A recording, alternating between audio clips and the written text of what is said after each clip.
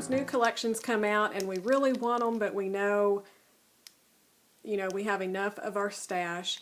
And Simple Stories is a company that I have a hard time turning down. I want everything they create. I just absolutely love it.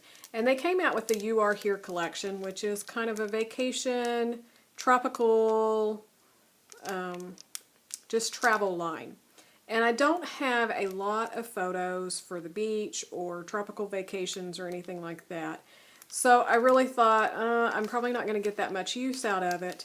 But in the end, I couldn't resist. And so what I did was I just bought the ephemera pack. So this is it, lots of fun pieces. And I thought, surely I can find paper in my stash that will go with it. So the challenge for me was, how could I feel like I was getting the newest collections but still use up my stash? So what I have done is I only bought the ephemera pack, and that is it. I don't have anything else from the You Are Here collection. And I decided to see if I could make a layout that had the feel of the brand new collection without buying all of the pieces of it. So what I've done is I found a sketch online, and it's the sketch from Scrapbook. So if you'd like to play along with the sketch, be sure to hop over there to it. And they just had the central photos. I believe they had 3 photos. I'll put the sketch in here so that you can see it. And then some embellishments around the sides. So that was my sketch that I started with. And then when I'd kind of taken a break and was just kind of reading emails, I came across another challenge that is the April Book Inspired Stash Challenge from Scrap Our Stash. And they have this image of this book cover, and it had a lot of the colors that I was using, and you have to use 2+ clouds in your layout. So I thought, well, this is perfect. The colors match in. It's kind of the same kind of theme. And so I just needed to throw some clouds in and make sure that I kept with the theme of that book. So I knew I needed some paper from behind, so I went back to my stash. And actually this time I went to my scraps. I didn't even go to my 12x12 paper. And I had just some small pieces from the October afternoon, Saturday morning collection. So I decided this really reminded me of this image from Scrap Our Stash. So I cut a strip of it to use behind my photos.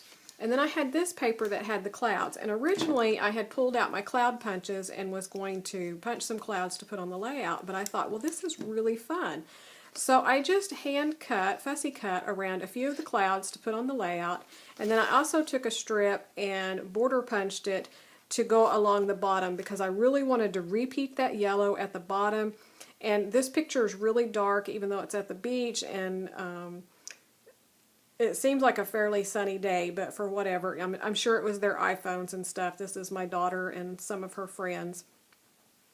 So, it was they're a little bit dark even though we have this bright blue background. So I really wanted to play off the yellows off of the background paper that I chose and the clouds, and then repeating it down here. So this is how I've laid it out. I'm going to go ahead and put it all together. I've thought about inking the edges, but I don't think I'm going to. I don't want to dirty it up too much. I want to keep it bright and sunny.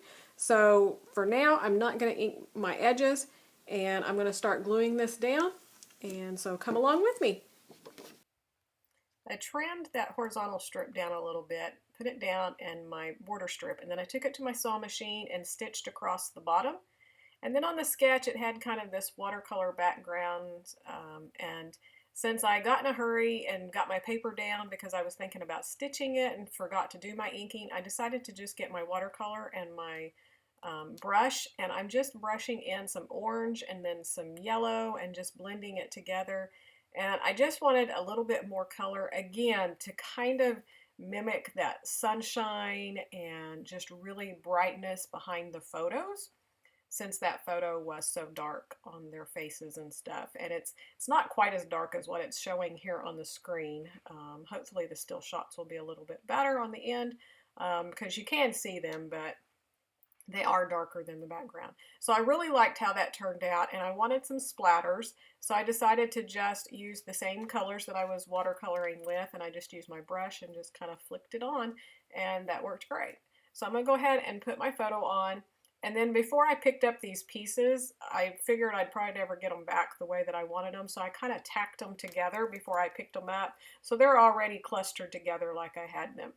And I'm going to go ahead and put foam tape on the back of both of those to pop those up over that photo, just for a little bit of added dimension. I contemplated on putting like the camera onto the background and just pop dotting the flamingo and all of that. But I just really felt like I liked it with everything popped up. And so that's what I did.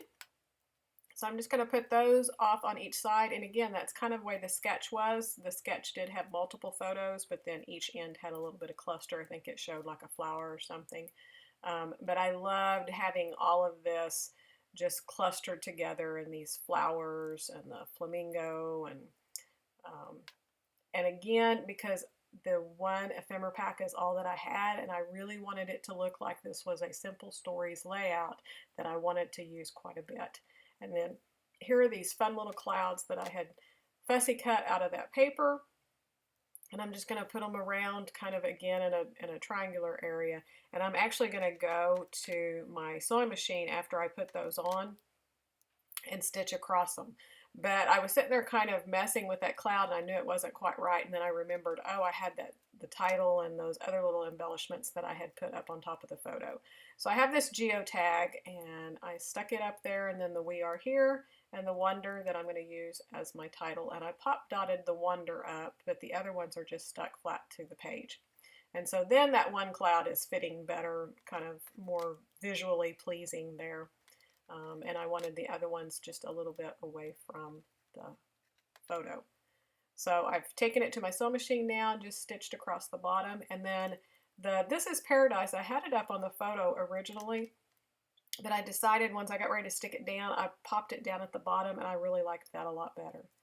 And then this is a little tip. If you sew on the sewing machine, I like to flip it over, and if you'll pull on the thread, then it will bring that little loop of the top thread, and you can pick it up and pull it to the back, and then use some washi tape to stick all that down, and then you won't have to worry about any of your threads unraveling, and then just snip them off. So that's what I'm doing here. And then I'm going to go ahead and get some letter stickers to put the name of the beach down at the bottom above the "This is Paradise."